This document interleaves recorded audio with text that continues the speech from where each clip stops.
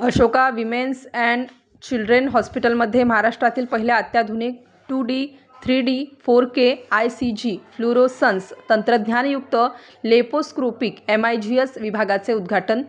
Ashoka women's and children hospital AWCH Nashik येथे वैद्यकीय क्षेत्रातील एक ऐतिहासिक पाऊल टाकत उत्तर महाराष्ट्रातील पहिल्या अत्याधुनिक मिनिमली इन्व्हेन्सिव्ह गायनेकोलॉजिकल सर्जरी MIGS विभागाची स्थापना करण्यात आली.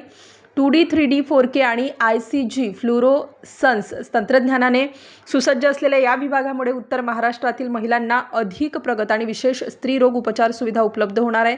या विभागाचे उद्घाटन मुंबईचे ख्यातनाम स्त्रीरोग तज्ज्ञ doctor laparoscopic surgeon doctor Makarand Masrani यांच्या प्रमुख उपस्थितीत झाले. यावेळी डॉक्टर सुशील पारख संचालक, अंकिता पारख संचालक, रुग्णालयातील तज्ज्ञ डॉक्टर, हितचिंतक श्री आशिष सिंह प्रमुख ऑपरेशन्स व बिझनेस डेव्हलपमेंट आणि डॉक्टर किशोर टिळे वैद्यकीय अधीक्षक उपस्थित होते.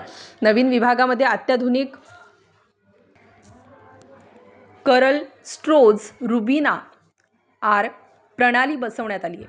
2D, 3D, 4K, ultra HD आणि ICG फ्लुरोसन्स इमेजिंग तंत्रज्ञानाचा एकाच ठिकाणी समावेश असलेला हा उत्तर महाराष्ट्रातील पहिला लेप्रोस्कोपिक